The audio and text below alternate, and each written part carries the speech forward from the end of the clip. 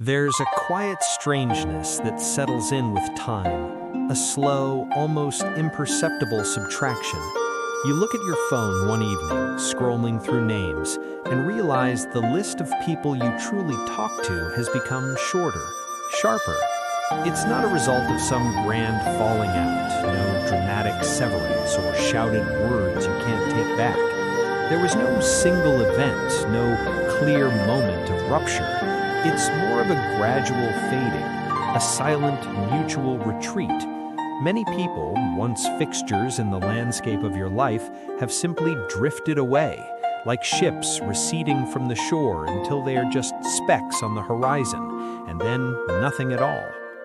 You find yourself sitting with this feeling, not of bitterness, but of a hollow, quiet confusion. It feels like you've misplaced something important, but you can't quite remember what it was or where you last saw it.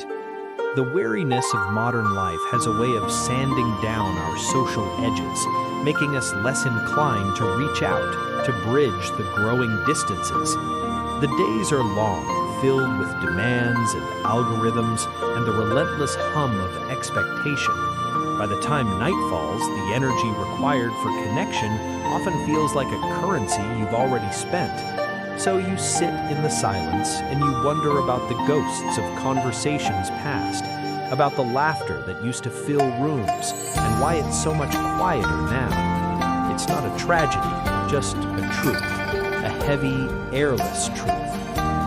When we were young, friendships were forged in the simple crucible of shared space and time. They bloomed effortlessly with the wild, untended beauty of weeds in a vacant lot. We became friends just because we sat next to each other in a classroom, the shared boredom of a lecture binding us tighter than any formal vow. We were drawn together by the same songs, the same movies, the same naive dreams of what the future might hold. We orbited the same worn-out couches in someone's basement, the same sticky-floored bars, the same sun-drenched patches of grass in the park. These were the ecosystems of our youth, and in them, friendship was the very air we breathed, abundant and seemingly infinite. We didn't have to question it. It was just there, a given, a constant. But then the music changes. The path we thought was a single wide road splinters into 1,000 different diverging trails. As we get older, each person is pulled by a different current, into a different stream of life. Careers, marriages, children, mortgages, illnesses, cross-country moves. The pace of one person's life accelerates into a frantic sprint, while another slows to a contemplative walk. Our priorities, once aligned, now point in starkly different directions.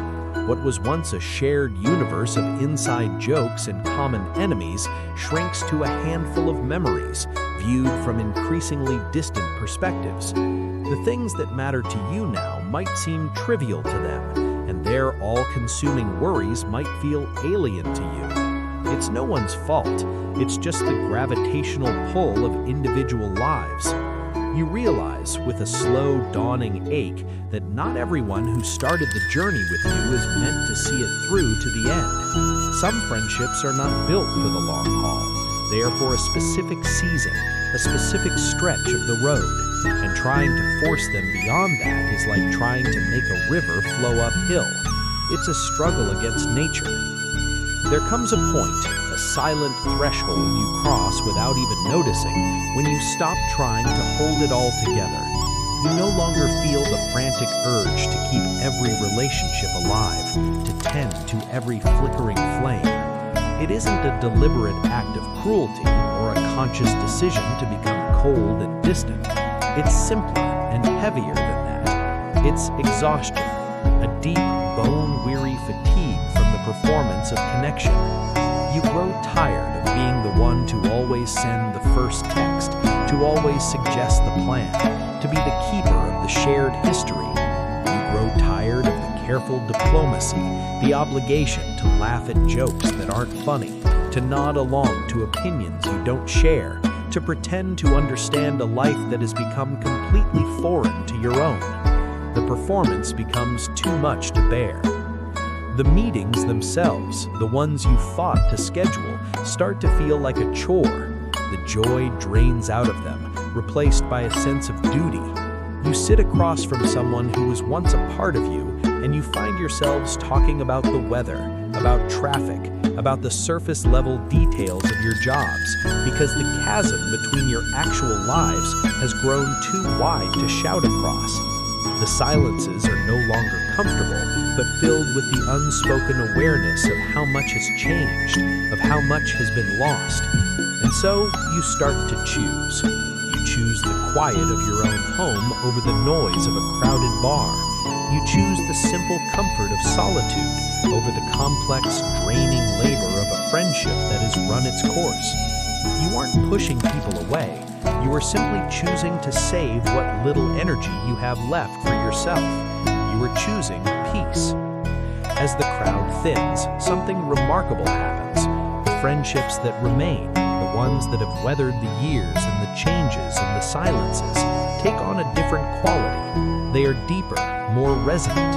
You find you have fewer friends, but the ones who are still there are the ones who speak your language.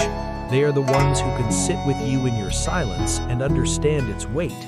They don't need a detailed report of your week, a lengthy explanation for your mood, or a justification for your choices.